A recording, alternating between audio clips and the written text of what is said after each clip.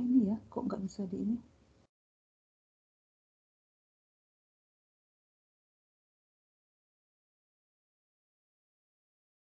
Dari tadi nih saya loading terus ini.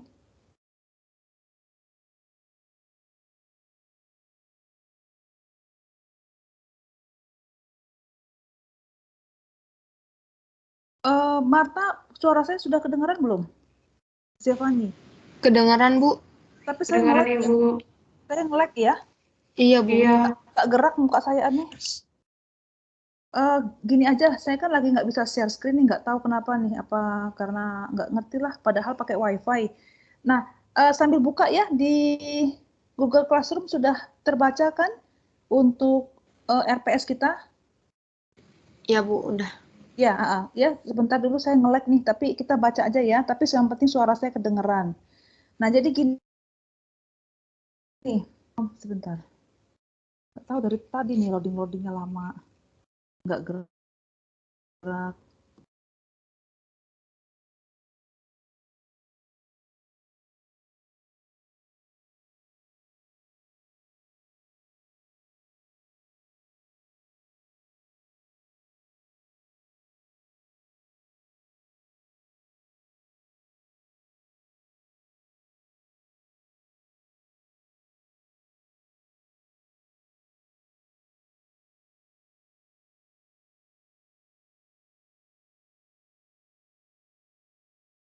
Saya share screen sekali lagi deh, bisa nggak nih?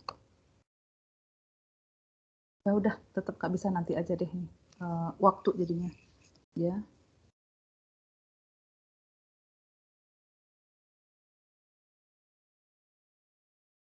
Atau coba dari Zevani deh, Zev. Coba bisa nggak, Zev?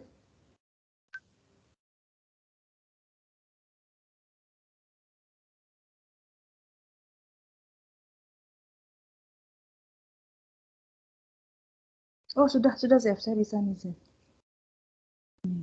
Di mana kamu, Diki? Udah di rumah, Bu. Mana sih? Dari tadi nungguin kamu nih. Besok jam 1 kurang udah masuk ya? Baik, Bu.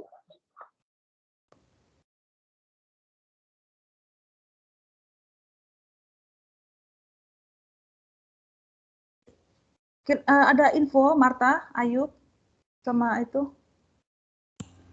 Tadi saya sudah telepon, Bu, tapi masih berdering, belum diangkat. Oh. Wah, udah nggak bisa ini, Zev. Tolong itu deh, share screen, Zev. RPS itu. Ya. Baik, Ibu, saya coba dulu ya. Oh. Dari tadi lagi gimana gitu nih.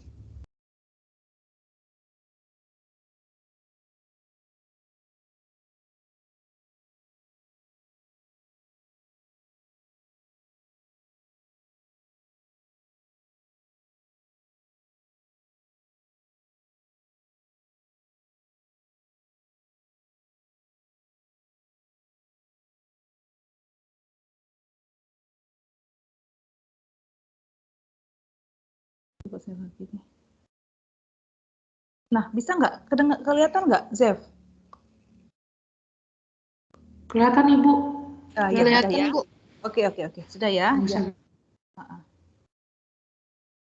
Ya, baik, kita mulai, mahasiswa semua ya. Jadi ini untuk rencana pembelajaran semester atau RPS dari akuntansi bisnis dan kontemporer. Jadi ini merupakan mata kuliah pilihan ya, yang dengan syarat adalah sudah mengambil sistem informasi akuntansi dan sudah lulus mata kuliah ini atau SIA ya, sistem informasi akuntansi. Nah, kemudian ini untuk capaian pembelajarannya, RPS ini sudah saya upload di Google Classroom, nanti mahasiswa bisa lihat di wall-nya. Keterampilan umum, pencapaian keterampilan khusus, kemudian capaian pembelajaran mata kuliah ya, di sini ada semua. Bahan kajian, pustaka, itu lebih skopnya lebih luas. Nah, kemudian ini akan kita bahas. Yang pertama adalah tujuan bisnis, perusahaan, dan lingkungan bisnis. Jadi ini yang akan kita bahas pada hari ini. Kemudian yang kedua mengenai pengelolaan perusahaan bisnis sasaran, rumusan strategi ya, strukturnya, fungsi-fungsi perusahaan, fungsi-fungsi manajemen. Next, tentang kewirausahaan, tentang kepemilikan bisnis. Nomor 3-nya. Kemudian yang keempat, kita lebih mengenal untuk e-business. E itu elektronik ya, e-business. Tujuannya, pendukung, e-commerce, dimensi ya, evolusi e-business. Masuk yang sesi kelima, kita memahami mengenai EMKM. EMKM dan perkembangannya. Yang keenam, konsep e-business model, kebijakan, aspek legal ya, mindset. Yang ketujuh mengenai big data. Kemudian yang kedelapan seperti biasa ya, Diki, Zevani dan Marta. Yang kedelapan berarti ujian tengah semester, kita ujian materinya dari pertemuan 1 sampai dengan pertemuan 7. Yang kesembilan mengenai standar akuntansi yang berlaku di Indonesia. Yang ke-10 adalah komponen dan jenis laporan keuangan. Yang ke-11 komponen dan jenis laporan keuangan. Jadi ada dua sesi nih untuk satu tema. Kemudian yang ke-12 adalah mengenai sustainability reporting and good corporate governance. Yang ke-13, risk management and compliance. Yang ke-14, akuntansi perilaku. Dan ke-15, ERM atau enterprise risk management. Ya. Jadi yang ini akan kita bahas selama 1 semester ke depan. Nah, untuk peraturan sama seperti mata kuliah lainnya, yaitu semua mahasiswa wajib minimal 75% kehadiran. Ya, 75%. Jadi jangan manfaatkan yang 25%. Masuk terus, harus hadir terus. Karena kalian sudah semester hampir akhir ya. Zevani, semester berapa berarti, Zev? Semester 6, Bu. 6. Ya, 6 kan sudah inilah, jangan sampai ngulang ya karena kehadiran ya. Diki juga, Marta ya. Ini saya nggak tahu nih Yosua ini bagaimana ini. Ayub, saya nggak tahu nih. Nggak hadir hari pertama, nanti gimana lagi hari berikutnya ya kan. Diki juga ya harus hadir, rajin, kerja keras ya di jam 1:05 sudah standby di Teams. Kemudian untuk faktor-faktor penilaian berarti 1 kehadiran, 2 sikap perilaku ya, kejujuran, ketiga keaktifan, keempat tugas presentasi, kelima tugas individu yang ada di Google Classroom. Berarti tugas-tugas ini yang mengerjakan maksimal sebaik-baiknya dan yang tepat waktu mengumpulkan itu yang dapat nilai yang lebih bagus. Keenam UTS, ketujuh UAS. Jadi seperti itu. Itu dasar-dasar penilaian saya. Saya menilai objektif ya, tidak pilih kasih, tidak subjektif ya. Jadi kalau untuk nilai berarti itu tergantung adik-adik mahasiswa semua. Kalian yang menentukan mau berjuang sampai mana. Kalau berjuang keras pasti dapat nilai A. Kalau setengah-setengah ya, istilahnya apa Marta? Hangat apa Marta? Hangat-hangat kuku, Bu. Oh, hangat-hangat kuku, som-som kuku ya. Nah, berarti kan mungkin nilainya ya B minus ya. Tapi kalau kerja keras, mendidih gitu ya, mendidih. Nah, itu A ya. Diki ya, Diki harus rajin Diki. Nah, kemudian sekarang kita ada pembagian ya untuk presentasinya. Ini saya langsung bagi. Kita kan ada 5 orang.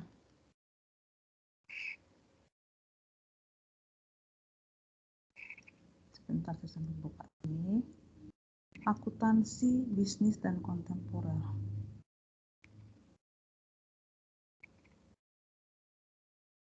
Ya, ada Diki, Ayub, Zevani, Crescendo, dan Marta. Nah, ini ya, saya sudah bagi. Jadi supaya beres ya.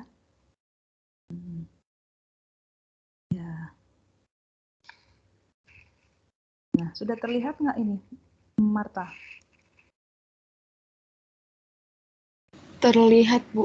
Terlihat ya. Jadi ini ya, Lihat ya, Bu. Devania, Diki ya. Jadi yang sesi pertama itu berarti pertemuan pertama ini hari ini. Nah, ini sesi pertama atau pertemuan pertama hari ini ya. Nah, minggu depan presentasi Diki. Diki nggak boleh terlambat ya, Dik. Ya, Bu. Minggu depan lagi atau pertemuan ketiga Marta. Pertemuan keempatnya Zevani. 5 Ayub.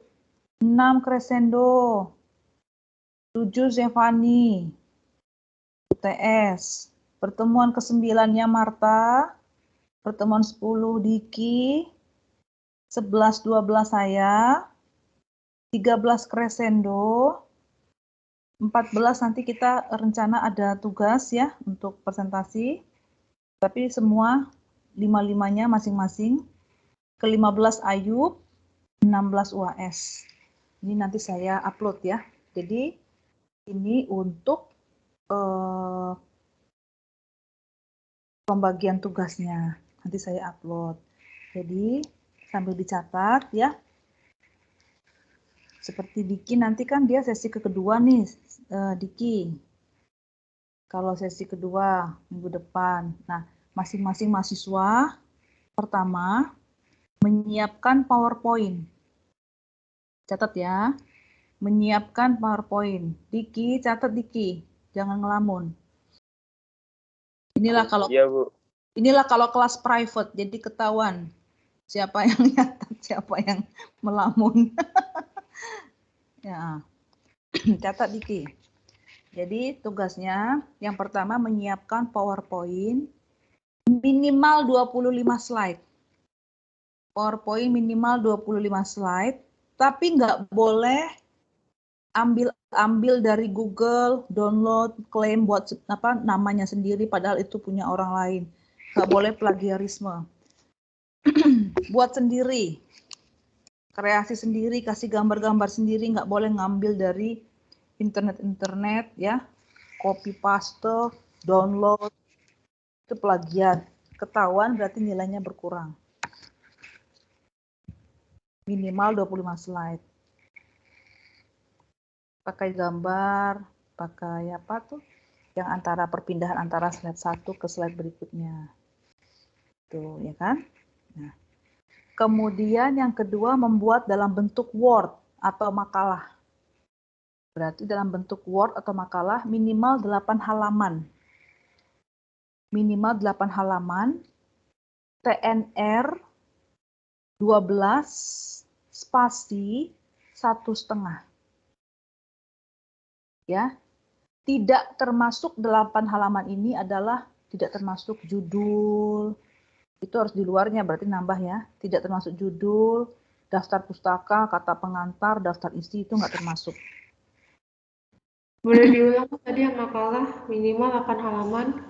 8 halaman, TNR atau Times New Roman ukuran 12, spasi 1,5, ya. Tidak termasuk di dalam 8 halaman itu daftar pustaka, halaman judul, judul atau cover, kata pengantar itu nggak termasuk. Berarti kalau itu termasuk kan halamannya nambah lagi. Ya, artinya 8 halaman itu isi-isinya. Kalau nambah cover berarti 9 halaman. Nambah daftar pustaka 11 ya kan? Jadi seperti itu. Ya, PowerPoint minimal 25 slide. Tidak boleh mengambil, mendownload dari Google, internet. Artinya kalian buat sendiri, tidak plagiat. Nggak boleh ngambil, kan kelihatan tuh siapa yang ngambil. Ketahuan, nilainya langsung berkurang. Kalau mau ngambil keterangan boleh ya, artinya bukan download yang PPT orang lain terus kalian ganti namanya menjadi milik sendiri, nggak boleh plagiat. Kemudian bikin Word atau makalahnya, minimal 8 halaman di luar daftar pustaka, cover, halaman judul, daftar isi tabel dan segala macam. Jadi seperti itu. Itu tugas yang untuk kelompok tadi yang tabel-tabel yang saya bagi tadi tugasnya. Ya, nanti Zevani tolong diketik di WA grup ya, supaya nanti temennya bisa lihat siapa Ayub kan nggak masuk nih sama Crescendo, ya kan? Diketik nanti di WA grup, nanti supaya nggak bingung mereka nanya lagi ya kan, bolak-balik. Nah, itu untuk materinya.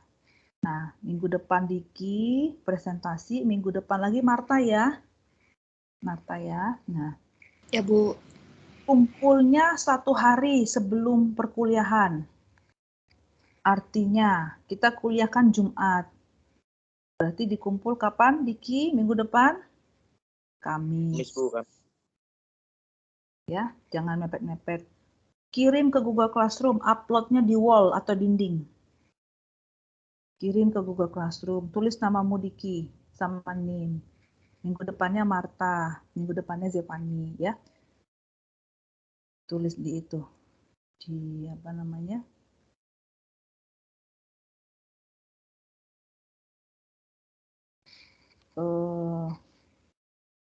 wall atau dinding itu. NIM-nya, kemudian namanya jelas ya. Oke, sampai di sini untuk RPS. RPS-nya sesuaiin nanti ya, Diki baca yang sesi kedua ya. Materinya apa? Marta juga sesi ketiga dibaca, Zevani sesi keempat. Nah, sebelum kita masuk ke materi, ada nggak yang mau tanya mengenai tugas? Ada yang mau tanya nggak? Mengenai tugas ini ataupun RPS sebelum kita lanjut? Sudah Bu, sudah paham. Kayak pertemuan kelas-kelas Ibu sebelumnya juga udah pernah, jadi sudah ngerti. Oke.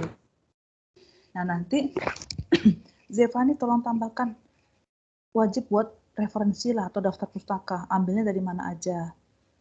Buku apa. Kalau ngambil dari link internet, linknya apa di daftar pustaka. Terus diakses pada tanggal berapa, pukul berapa. Diakses pada tanggal berapa, pukul berapa. Karena kan supaya kita tahu ambil di mana itu gitu ya sumbernya ya. Kita lanjut ya. Kita bahas dulu materinya.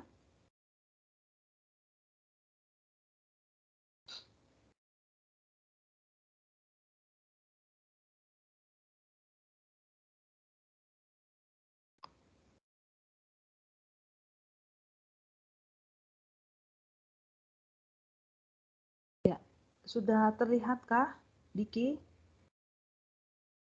Sudah Bu. Sudah?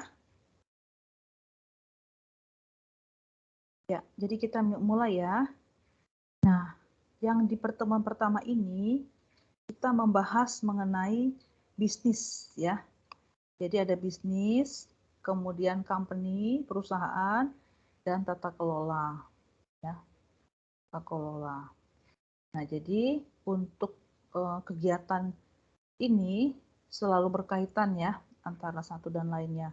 Kegiatan bisnis tentu tidak lepas dari perusahaan, tidak lepas juga dari bagaimana perusahaan mengelola dengan baik ya, seperti itu.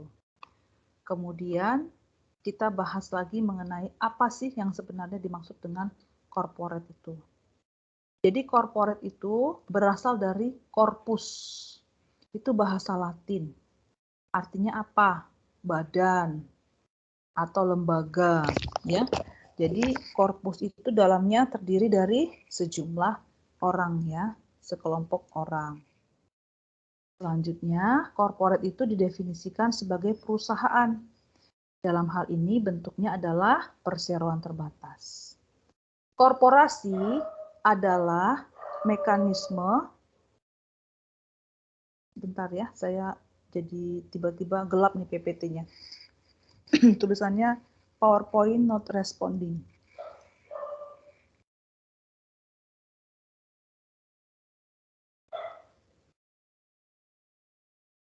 Sebentar. Mungkin sudah kepanasan kali ini ya. Ya, oke, kita lanjut lagi ya, sudah terbuka lagi. Jadi korporasi adalah mekanisme yang dibangun itu dari berbagai pihak. Yang memberikan apa? Kontribusi, kemudian berupa modal, keahlian, tenaga, ya, dengan manfaat bersama. Next, to govern, itu istilahnya ya dalam bahasa Inggris sinonim dengan to steer.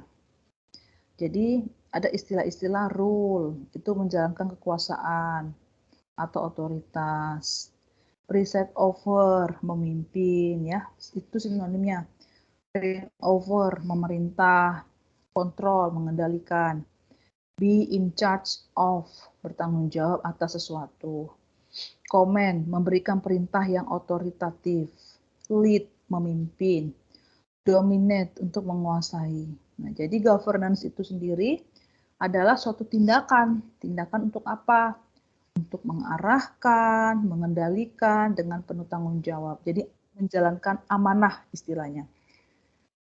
Governance itu berasal dari Latin, governor, atau artinya steer, ya. Jadi seperti itu.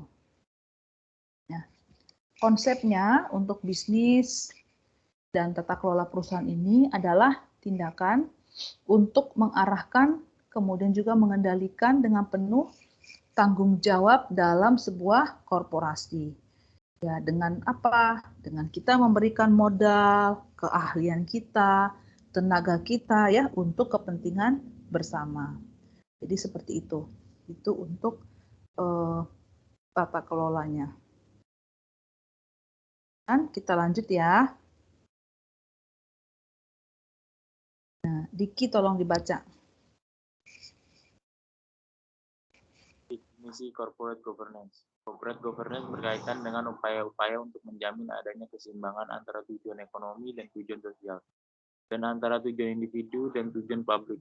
Kerangka corporate governance adalah bentuk satu, mendorong penggunaan sumber daya yang efisien, dan dua, untuk meminta pertanggungjawaban atas kepengurusan sumber daya yang adil. Tujuannya adalah untuk menyelaraskan sedekat mungkin kepentingan individu, perusahaan, dan masyarakat. Ya, baik. Jadi itu adalah pengertian atau definisi apa sih tata kelola perusahaan itu ya. Nah, kemudian untuk perusahaan itu sendiri atau kegiatan bisnis itu sendiri, itu kan dalam bentuk sistem. Nah, sistemnya itu dikelompokkan menjadi 3, struktur, mekanisme, dan prinsip. Ya, struktur, mekanisme, dan prinsip. Kemudian untuk strukturnya itu, kita di Indonesia itu menyesuaikan dengan Undang-Undang PT. Undang-Undang PT nomor 40 tahun 2007. Nah, kita menganut two-tier system. Ya, two-tier system. Kemudian sistemnya adalah civil law. Berbeda nanti dengan negara-negara lain ya, ada yang one-tier system. Kalau kita two-tier system. Untuk 3 organ utama dalam perusahaan itu ada 3. Dalam perusahaan ya, rapat umum pemegang saham, dewan komisaris, dan direksi. Jadi itu 3 struktur utama dalam suatu perusahaan. Nah, untuk struktur perusahaan itu tentu dipengaruhi oleh hukum dan budaya yang ada di dalam negara tersebut. Masing-masing berbeda. Kalau kita tadi kan Indonesia civil law. Ya, jadi two-tier system. Civil law atau two-tier system. Contohnya negara kita, Indonesia. Selain Indonesia, Jerman juga begitu. Belanda ya. Kemudian kalau one-tier system itu hukumnya adalah common law. Contohnya di Amerika dan Jepang. Kalau mix artinya campuran ya, common law, civil law 50-50% atau one-tier, two-tiernya 50-50%. Itu contohnya Inggris, Prancis, Australia. Jadi struktur CK itu struktur hubungan pertanggungjawaban dan pembagian peran di antara organ perusahaan. Seperti itu. Oke, Marta tolong dibaca. Struktur CG3 yang pertama itu ada pure one tier. Yang pertama itu ada one body board. Yang kedua non-executive directors and executive directors. Yang ketiga ada chairman and CEO, one person. Yang kedua mix one tier. Yang pertama itu ada one body board. Yang kedua non-executive directors and executive directors. Yang ketiga, chairman as the head of non-executive directors. Yang terakhir, CEO is the head of executive directors.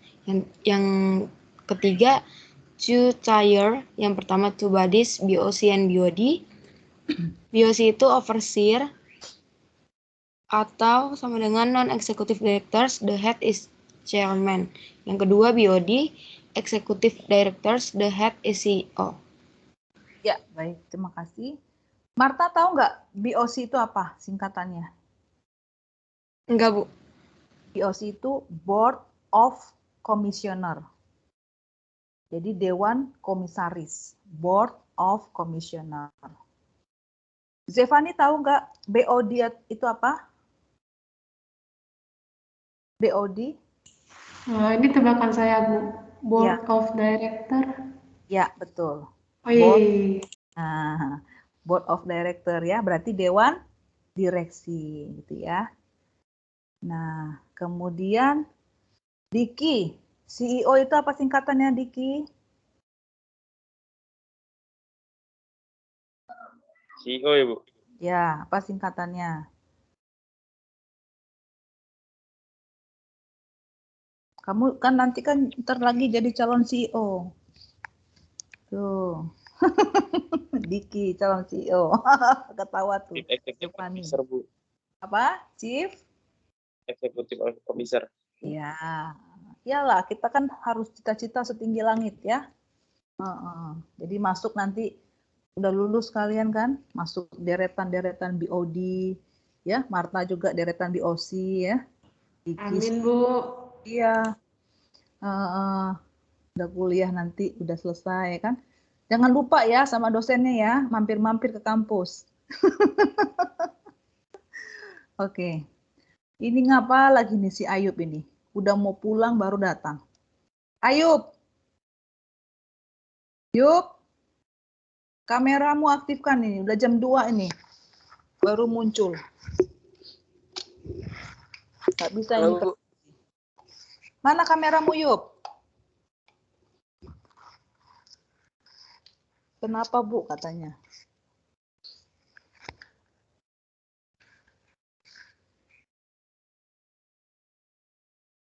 Mana kameramu, Yub? Dianggap nggak hadir ya.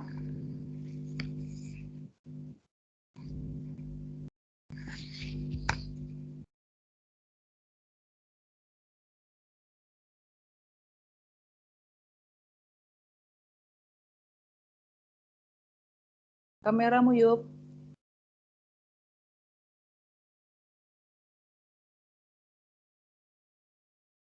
Iya. Coba kamu jelaskan dulu, kenapa kamu muncul jam segini? Maaf Bu, sinyalnya rada-rada ini Bu hilang. Alasan. Ketiduran ya? Enggak Bu, serius Bu. Nggak mungkin. Ya. Minggu depan kalau seperti ini nggak boleh masuk lagi ya di Teams ya. Ayub ya. Iya Bu, maaf Ya. ya Bu. Terlambat sampai 1 jam nggak boleh lagi masuk, nggak dianggap hadir. Itu ya Ayub. Iya Bu. Ini saksinya teman-temanmu nih.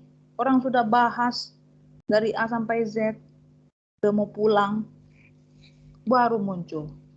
Gimana ini si Ayub nih? Kenal kamu temanmu Crescendo itu, Yub?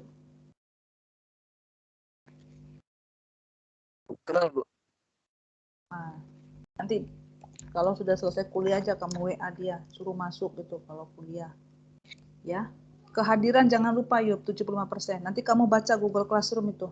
Apa-apa aja di WA group ya. Kapan kamu presentasi ya? Iya Bu. Ya, Ayub selalu on kameranya, nggak boleh dimatiin. Oke, kita lanjut lagi ya.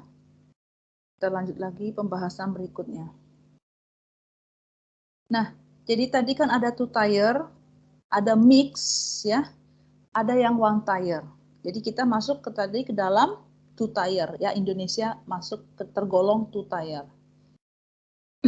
Oke, kita masuk sekarang ke mekanisme CG.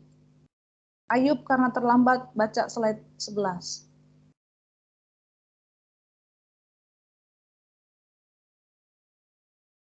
Mekanisme CG1 Ali Joyo dan Zaini. Mekanisme tata kelola adalah mekanisme aksi dan interaksi yang sebenarnya antara organ perusahaan atau direksi, komisaris, dan RUPS.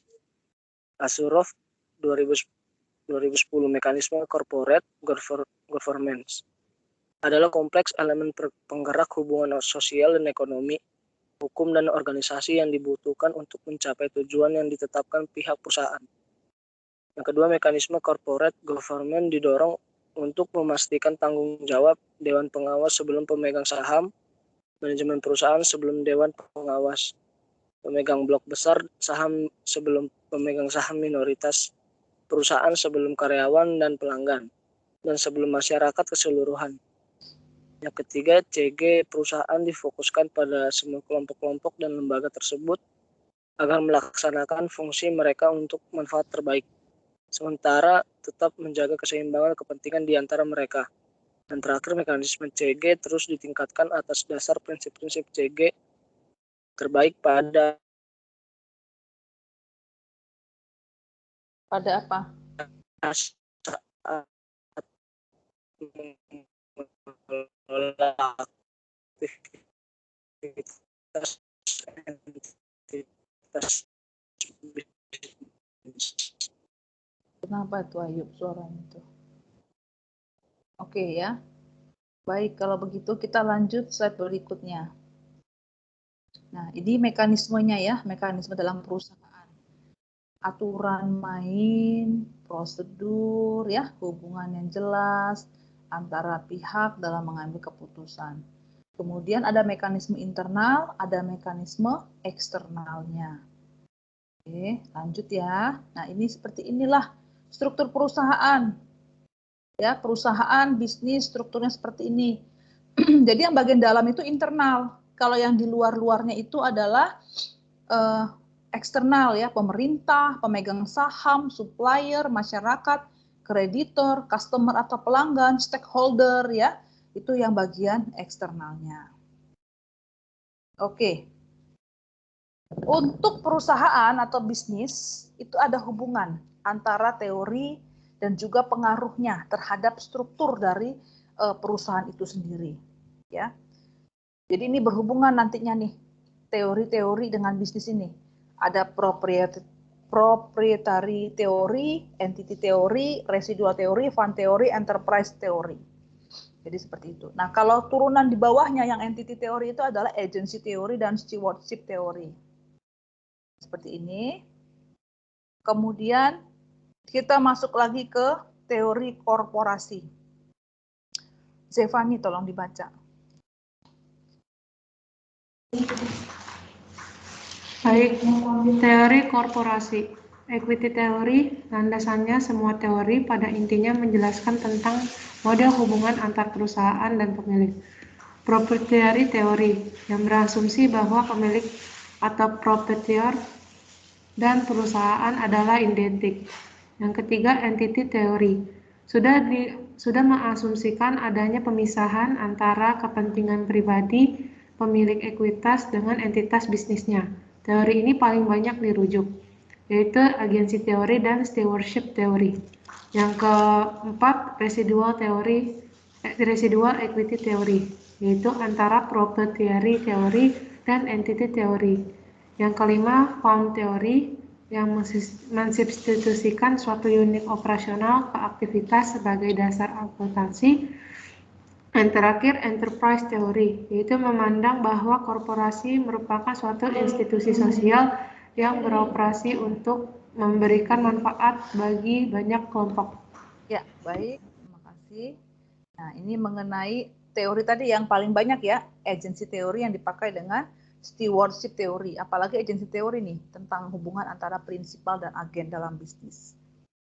Oke, nah ini teori agency, jadi kemungkinan konflik dalam hubungan prinsipal dan agen. Jadi agen konflik itu, agency konflik itu timbul misalnya karena moral hazard, earning retention, risk aversion, time horizon ya. Contohnya seperti itu. Kemudian kita lihat dari sisi pengaruh teori hukum budaya terhadap perusahaan, struktur tata kelola, terhadap bisnis ya. Jadi tentu dipengaruhi juga nih dengan budaya di negara itu. Hukumnya seperti apa.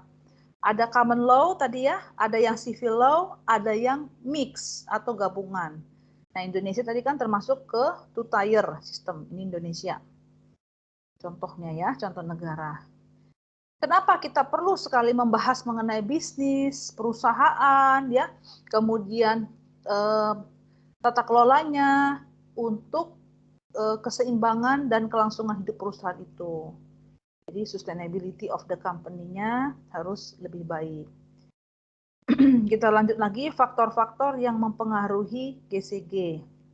Ya, Ayub dibaca. Ayub Diki kamera belum on.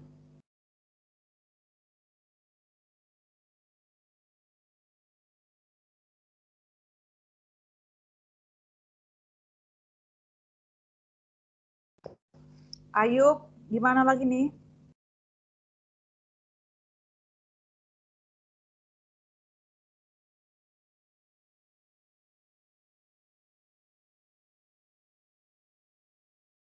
Ayub.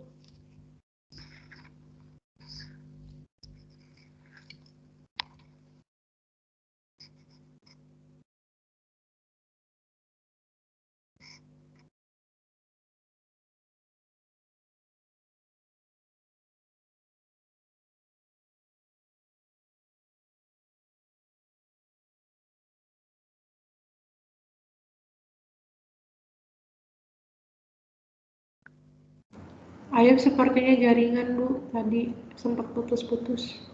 Ada ini masuk tapi dia enggak ini dia. Dia kan? Masuk nih Ayub nih. Di namanya tuh. Nah, ini lagi masuk lagi Crescendo ini. Sinyalnya putus-putus, Bu. Ya, Ayub, ayo. Silakan. Baca. Sebentar, Ayub, sebentar. Kamu kameramu nyalain. Crescendo. Crescendo. Ya Bu, sebentar Bu.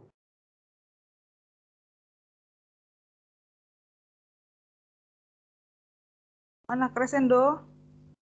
Faktor-faktor yang mempengaruhi. Sebentar, Ayub, sebentar. Crescendo mana? Crescendo.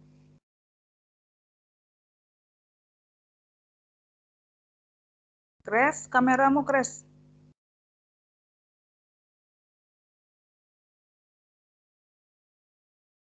Crescendo nggak aktif Masih ya? macet-macet nggak, Bu? Siapa? Ayub? Enggak, kamu nggak macet. Kamu kalau kuliah kamera on ya, Ayub ya. Saya sudah sampai berbuih-buih nih ngomong sama kamu nih. Ya, kamera harus aktif. Crescendo mana? Bu, masih macet nggak, Bu? Enggak macet. Kamu nggak macet. Crescendo kameranya nyalain. Kalau nggak dianggap hadir. Ya, kenapa kamu baru muncul ini? Sudah mau pulang ini. Hah? Jam berapa nih Crescendo? Maaf Bu. Nggak boleh seperti itu ya. Nggak ada di kelas saya seperti itu. 1 jam sudah mau pulang, baru muncul. Ya, semua berlaku buat semua. Minggu depan, siapa yang terlambat, tidak saya presensi. Nggak boleh suka-sukanya. Jam 1 mulai, jam 2 baru muncul. Udah macam-macam penjelasan saya dari tadi. Nanti nggak ngerti apa-apa, nggak tahu.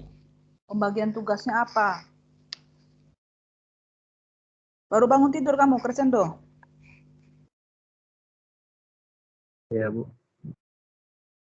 Dinyalain apa itu waker, ya. 1 kurang 5 sudah standby di Teams. Dari tadi sudah saya jelasin panjang lebar, kamu tanya temanmu sendiri ya, aktif. Tanya teman-temanmu. Baik, Bu. Apa tadi yang udah saya sampaikan? Jangan sampai kamu bilang nggak tahu, Bu. Terus nggak presensi, kamu nggak presentasi. Giliran-gilirannya sudah ada. Dibaca pengumuman, tanya kawanmu, aktif. Ya, minggu depan, Ayub dengan Crescendo kalau masih terlambat, tidak saya presensi. Berarti tidak bisa UAS. Oke, Ayub, silakan dibaca. Faktor-faktor yang mempengaruhi GCG.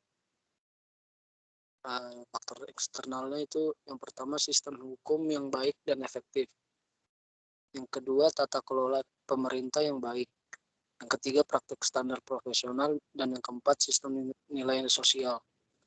Dan dari faktor internalnya itu yang pertama budaya perusahaan. Yang kedua aturan dan ketertiban perusahaan. Yang ketiga manajemen berbasis risiko. Yang keempat efektif audit internal dan audit eksternal. Dan yang terakhir akuntansi dan pengungkapan yang akurat dan transparan. Ya, jadi ini adalah faktor-faktor yang mempengaruhi suatu perusahaan, ya. Baik itu faktor internal, controllable itu artinya bisa dikontrol, bisa diawasi, ya, bisa diatur. Kemudian eksternal, faktor eksternal berarti kalau faktor dari luar uncontrollable, kita nggak bisa kontrol karena itu sudah ranahnya pemerintah, ya, ranahnya pimpinan, jadi kita tidak bisa mengontrol untuk aspek-aspek eksternal, hukumnya, pemerintahannya, standarnya, ya, sistem nilai sosial. Oke, kita lanjut. Slide berikutnya, Crescendo baca.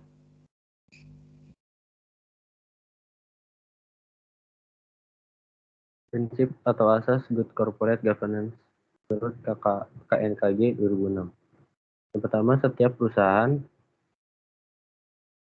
harus memastikan bahwa asas GCG diterapkan pada setiap aspek bisnis dan di sebuah jajaran perusahaan. Asas GCG ini yaitu transparansi, akuntabilitas, responsibilitas, independensi, serta kewajaran dan kesetaraan diperlukan untuk mencapai kesinambungan usaha atau sustainability perusahaan dengan memperhatikan pemangku kepentingan atau stakeholder. Ya, oke, kita lanjut lagi slide berikutnya. Nah, ini prinsip-prinsip dalam suatu perusahaan, ya. Transparansi, accountability, responsibility, independensi berarti kemerdekaan, ya, fairness, ya, ini prinsip-prinsip dalam perusahaan. Kemudian transparansi itu apa? Berarti kita memperoleh informasi yang seluas-luasnya, yang terbuka untuk mengambil keputusan yang tepat dan terbaik dalam suatu perusahaan. Kemudian prinsip-prinsip dasar transparansi itu tentu kita untuk menjaga objektivitas bisnis, informasi, kemudian mengambil inisiatif, ya, sesuai dengan peraturan perundang-undangan. Kalau akuntabilitas berarti jelas fungsinya, strukturnya, sistemnya, ya, prosedur, pertanggungjawaban organ perusahaan, sehingga pengelolaan perusahaan itu lebih efektif. Next, berikutnya adalah prinsip dasar akuntabilitas. Jadi perusahaan itu harus dapat mempertanggungjawabkan kinerjanya. Kemudian dikelolanya benar, terukur, sesuai. Akuntabilitas berarti perlu untuk mencapai kinerja yang berkesinambungan. Itu untuk prinsip dasar dari akuntabilitas. Nah, kalau responsibilitas berarti sesuai pengelolaan perusahaan terhadap prinsip korporasi yang sehat serta peraturan perundangan yang berlaku. Itu untuk responsibilitas, ya. Independensi, kemerdekaan artinya kita kerjanya profesional. Hindari benturan kepentingan, hindari tekanan-tekanan dari pihak-pihak manapun. Kita bekerja sesuai dengan peraturan perundangan yang berlaku. Itu untuk independensi. Kemudian fairness, artinya apa? Wajar, setara. Jadi perlakuan yang adil dan setara, sehingga para pemangku kepentingan itu hak-haknya bisa terpenuhi sesuai dengan peraturan perundangan yang berlaku. Ya, itu untuk prinsip-prinsip dasar dari fairness. Oke, dampak CG. Marta, silakan.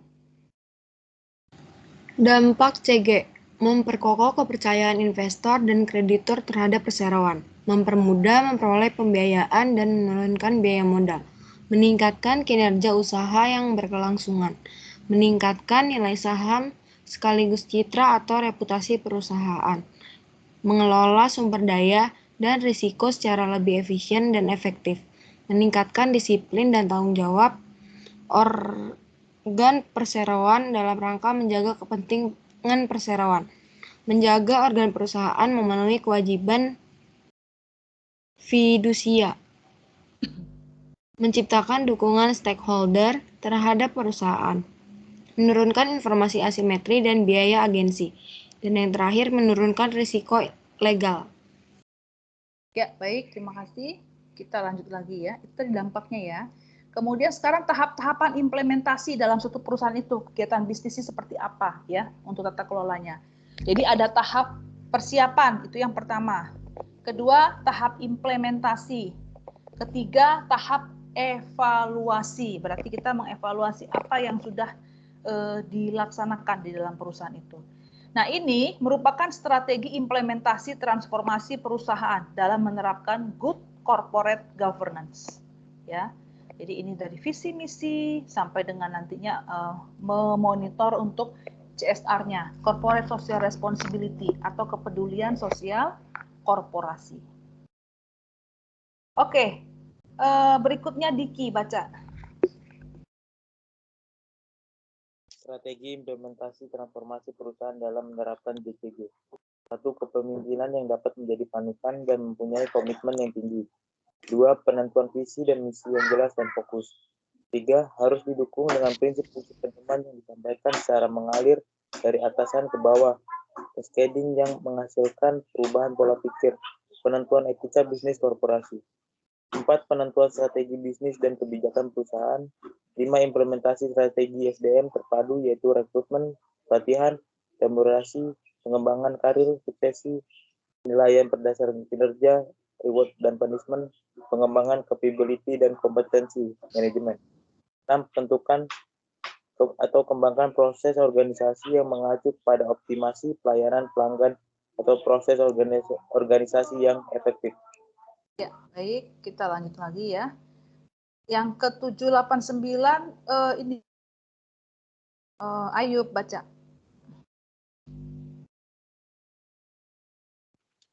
7. Usahakan adanya sistem komunikasi terbuka, pemberdayaan, nilai, panduan, serta pendelegasian yang efektif untuk peningkatan pengetahuan serta keterlibatan stakeholders. Yang ke-8 itu sangat penting adanya sistem monitoring dan evaluasi yang efektif. Evaluasi internal atau self-assessment yang terus-menerus untuk mengetahui tingkat perubahan dari nilai menjadi perilaku sehari-hari.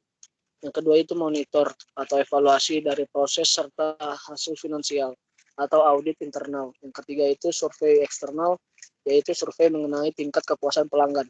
Yang 9 itu kembangkan citra GCG melalui pelayanan pelanggan atau semua stakeholder yang optimal serta rasa peduli terhadap masyarakat serta pada lingkungan sekitar kita.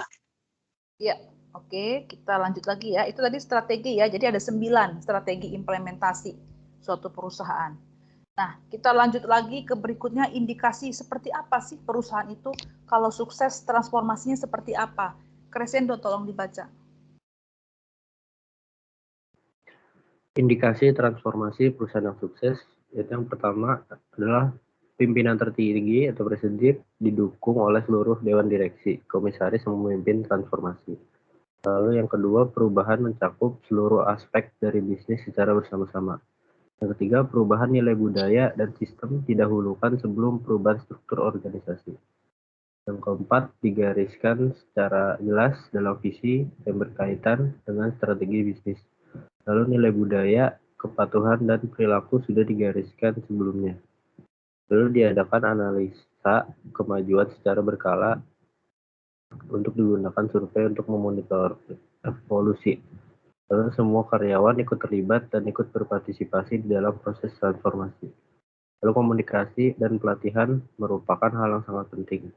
Dan perubahan ini merupakan evolusi meskipun visi yang dicapai adalah revolusioner. Ya, baik. Itu mengenai indikasinya ya, suatu perusahaan itu seperti apa tuh kalau kita mau sukses ya. Oke, nah ini masalah-masalah ya yang terjadi di lingkup Asia. Bagaimana dengan minority stockholder, kemudian perusahaan yang dikontrol, kemudian masalah yang ada di Asia khususnya ya, minority and majority stockholder, kemudian di US, di UK, antara para pemegang saham dengan pihak manajemen. Jadi nggak di Indonesia, nggak di luar, selalu ada problem atau solusi yang harus kita pecahkan ya terhadap masalah-masalah yang berkaitan dengan perusahaan. Kemudian kalau di Asia juga tentu ada juga hambatan ya jika di dalam perusahaan publik milik keluarga khususnya. Kemudian BUMN, adanya korupsi seperti itu ya. Kemudian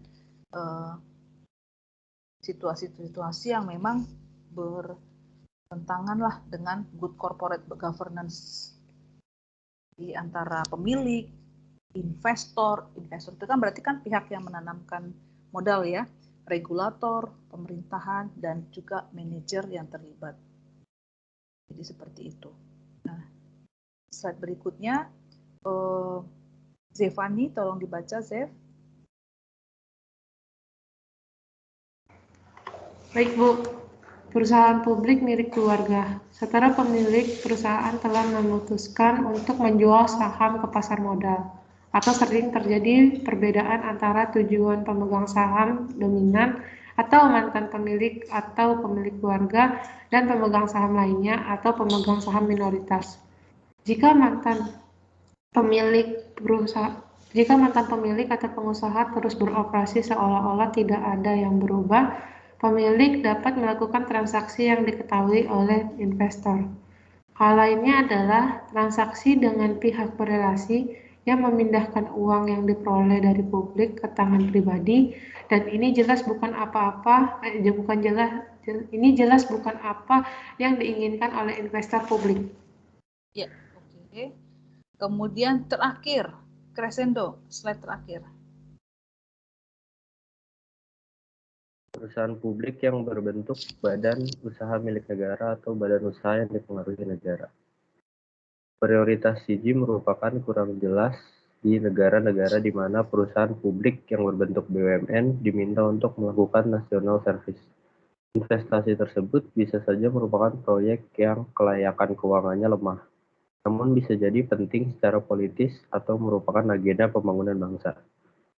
Contohnya di Korea Selatan, bank tampaknya telah diminta oleh pemerintah untuk membantu merestrukturisasi industri perbankan tanpa memperhatikan untuk kepentingan terbaik bagi pemegang saham publik mereka, dengan alasan bahwa layanan nasional mengharuskan mereka melakukannya. Baik, jadi ada 42 slide ya, sampai di sini ya untuk materi pertemuan satunya. Nah, kemudian mahasiswa semua ya, setelah kita melihat dari paparan tadi yang sudah di share screen, jadi untuk bisnis, untuk perusahaan corporate, kemudian untuk tata kelolanya itu memang diperlukan suatu sikap integritas dan kejujuran, baik itu dari pihak manajemen maupun dengan pihak-pihak berkepentingan, yaitu dari eksternal, ya seperti itu ya. Ayub, kenapa kamu ketawa-ketawa? Konsentrasi, ayo konsentrasi. Nah, jadi perusahaan itu ya sebagai tempat untuk menjalankan kegiatan bisnis. Nah, tadi kita sudah belajar untuk sistemnya seperti apa. Indonesia masuk ke dalam civil law ya, two tier.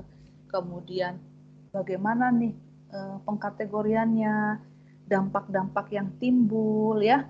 Banyak sekali yang sudah kita pelajari di chapter di pertemuan pertama ini. Nah, tugas pertama adalah nanti materi yang sudah saya sampaikan tadi dari slide awal sampai dengan slide akhir itu dibuat ringkasannya, ya ringkasannya 2 halaman saja, 2 halaman tulisan tangan folio, 2 halaman saja.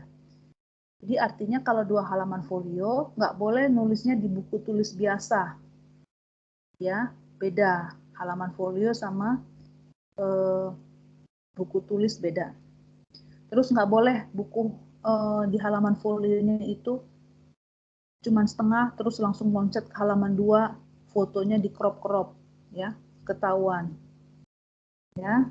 Ya Diki, Ayub, Resendo ya. Nah, nilainya harus yang bagus, tugasnya harus bagus supaya nanti bisa membantu UTS UAS. Buku-bukunya pakai aja buku folio, buku akuntansi. Jadi nggak usah dirobek-robek, nanti ulangan dari situ juga. Kalau ujian, pakai buku itu lagi. Buku akuntansi tahu kan yang besar itu? Crescendo tahu nggak? Tahu, Bu. Tahu ya? Nah, jadi nggak usah dirobek-robek. Buku latihan, nanti ujian juga di situ. 2 halaman folio aja. Ya, tapi kalau mau lebih nggak apa-apa. Kalau kurang nggak boleh. Nggak boleh di crop ya, Ayub ya. Baru setengah halaman udah pindah ke halaman 2. Jadi materi yang kalian kira-kira anggap ini penting nanti supaya nyicil untuk belajar ujian ya, untuk ujian UTS. Minggu depan berarti yang presentasi Diki. Minggu depan lagi Marta ya. Minggu depan lagi Zevani. Nanti Ayub lihat sama Crescendo ya di tabelnya ya, nanti saya upload di Google Classroom. Tadi udah di-share. Jangan sampai waktu gilirannya tidak muncul, hilang ya. Karena minggu depannya lagi sudah ada teman-teman lain yang presentasi. Itu masuk nilainya tinggi ya. Nilai tugas individu yang dikirim di Google Classroom dan nilai presentasi itu bobotnya tinggi. Jadi jangan sampai tidak masuk, tidak hadir, apalagi tidak mengerjakan. Ya, kumpulnya sehari sebelumnya. Ada pertanyaan? Bu mau nanya, untuk buku sendiri ada patokannya nggak Bu? Apa bebas kita pakai bukunya? Bebas, bebas. Bebas dan bertanggung jawab. Artinya sumber-sumbernya itu kalau memang dari link internet, kasihlah linknya sama ini, akses jam berapa, tanggal berapa. Kalau buat PPT nanti Crescendo ya, Diki Ayub, tidak boleh plagiat ambil dari Google, plug, download, ganti nama, udah gitu. Kirim ke Bu Melinda, jangan. Buat sendiri, nggak boleh plagiat ya. Kreasi sendiri, kalian berikan yang terbaik lah. Upload di Google Classroom di bagian wall dinding, kasih nama manimnya. Nggak boleh terlambat. Ya, ada lagi yang mau ditanya, Marta? Ibu, materi yang tadi nanti dikirim di Classroom kan? Pasti, ya. Oke. Sekarang Kasih, Bu. materi, tabel, sama tugasnya nanti kan. Nah, RPS kan sudah, ya. Siapa yang belum join di Google Classroom? Crescendo Bu tadi, saya udah ngecek di inian. Oh iya, ya Kres ya, upload ya, masuk ya Kres. Ya, Bu. Ada kode dikirim tuh di WA group. Ya sudah kalau begitu ya, kita kan masih ada waktu ini, masih ada waktu kira-kira 1 jam lagi. Jadi 1 jam ini dibuat tugasnya. Saya buat tenggat waktu tugas ini adalah hari ini pukul 23.59 ya, bukan pukul 4 atau setengah 4, tapi hari ini pukul 23.59 tenggat waktunya. Jangan terlambat, nanti nilainya dikurang kalau terlambat ya. Oke, Marta, Giovanni, Ayub, Diki, Crescendo, ini pertemuan pertama. Kalian harus semangat ya, konsentrasi penuh, kerja keras, belajar keras supaya nilai kalian bagus. Kalian yang menentukan mau dapat nilai A atau A minus atau yang sedang-sedang aja B, C, itu kalian menentukan. Kalian yang menentukan. Saya hanya fasilitator. Jadi kalau kalian belajar bagus, tugas dikerjakan dengan penuh semangat, ya. Presentasi semua PR kalian kerjakan dengan sebaik-baiknya, pasti nilainya bagus. Kehadiran cukup, tidak kurang dari 70%, bila perlu 100% hadir, sikap, perilaku, tata krama, etika, kemudian keaktifan, nah itu pasti nilai kalian bagus. Itu. Sebagai penutup, Crescendo berdoa. Baik, Bu. Teman-teman, mari kita berdoa. Mudah-mudahan dalam kerajaan surga, terima kasih pada hari ini kami telah melaksanakan pergumulan kami. Sekarang kami akan melanjutkan aktivitas kami masing-masing. Kiranya materi yang telah diberikan kepada kami dapat berguna bagi kami di masa depan nantinya. Tuhan Yesus, berilah kami untuk memberikan kegiatan kami nanti. Dalam nama Yesus, kami berdoa dan syukur. Amin.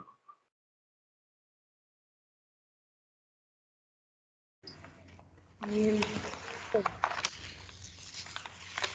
Aminnya nggak kedengeran tadi Crescendo. Amin Bu, udah. Oh ya, Bu. Iya, Ibu jangan lupa upload PPT di Google Classroom, Bu. Ya, oke. Ya, saya upload ya. Oke, kita foto dulu. Nanti ini ya, Zev, upload ya di WA grup kita ya. Iya Bu, udah Bu. Sudah saya tulis tugasnya. Bukan. Fotonya ini. Oh, fotonya. Oke Bu. Ya. Baik. Ayo, senyum ceria. Senyum. Oke, baik teman-teman. Kita akan berfoto. 1, 2. Masker, Zev? Zevani? Saya lagi di UKI, Bu. Oh, lagi di Lagi UKI. ibadah. Oh, ya udah. Oke, yuk. Baik teman-teman, kita berfoto. 1, 2, 3. Oke, Lagi. ganti gaya. Oke, ganti gaya, teman-teman. 1, 2, 3. Oke, teman-teman. Udah ya. Oke, sampai jumpa minggu depan. Ayu. Ya, terima kasih, Ibu. Crescendo, Marta. Terima kasih, Ibu. Terima kasih Bu Melinda. Boleh live ya.